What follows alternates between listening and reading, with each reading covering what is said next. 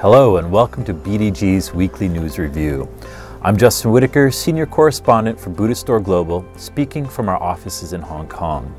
In this week's news, in India, 51 Tibetan Buddhist nuns have taken their Geshe-ma exams. The exams taken at Jangchob Cherling Nunnery in southern India mark the culmination of years of study. The Geshe-ma degree is the highest degree in the Gelugpa tradition and was only made recently available to Buddhist nuns. Like the Geshe degree for male monastics, it is roughly equivalent to a PhD in Tibetan Buddhist studies. The rigorous exams take 4 years to complete, with one set held each year. In the last 2 years, 26 Tibetan nuns have gotten the degree.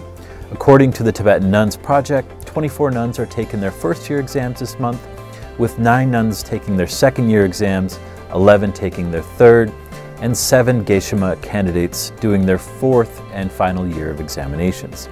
A graduation ceremony will be held in November. In the Czech Republic, a Vietnamese Buddhist cultural center has been honored with provincial status. The first Buddhist cultural center of the Vietnamese community in the Czech Republic city of Most has been upgraded to a provincial status.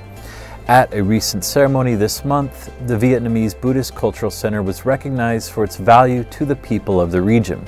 Speaking at the ceremony, the head of the pagoda stressed the significance of the recognition, saying it was an honor for Buddhists in the Czech Republic.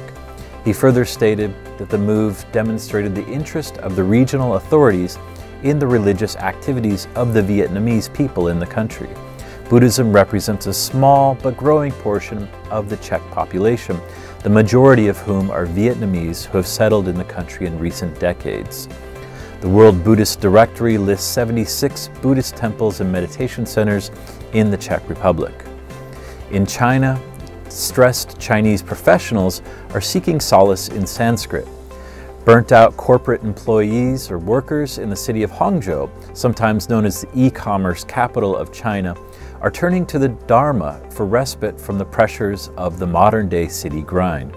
For many, retreating to the historic Lingyan Temple in the nearby mountains to study Sanskrit offers relief from the corporate rat race and an opportunity to slow down and reflect on the meaning of life.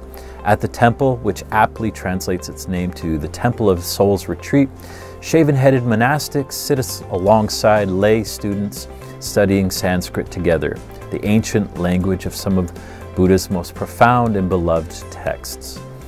Unlike learning to speak or code a foreign language, there's no obvious professional payoff for studying Sanskrit, yet students are undeterred, finding a deeper satisfaction in their pursuit.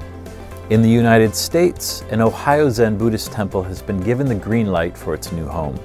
After months of at times tense talks, the Buddhist Temple of Toledo has been granted permission to begin construction of its new temple.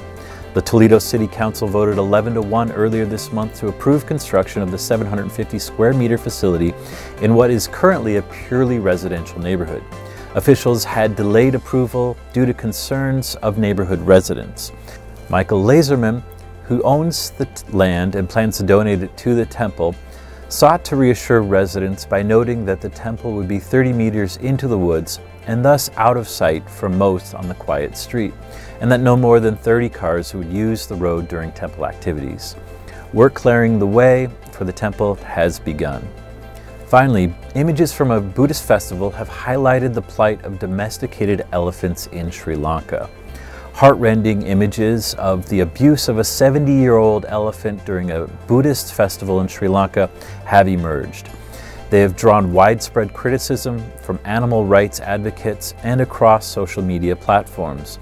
This following recent reports that the elderly elephant collapsed from exhaustion after having taken part in an annual festival of the sacred tooth relic in Kandy. The emaciated female elephant named Tikiri reportedly collapsed after walking many kilometers during nightly parades for the celebrations, wearing intricately decorated costume. Elephant ownership has long been a symbol of prestige and status among Sri Lanka's wealthy, and a traditional feature of religious ceremonies in this predominantly Buddhist country. An online petition urging the Prime Minister of Sri Lanka to take further action to end this torture, barbaric torture and abuse of elephants now has over 32,000 signatures. That is all for this week's BDG News Review. Be sure to check out our website, buddhistdoor.net, for these stories along with features and special coverage of Buddhism around the world.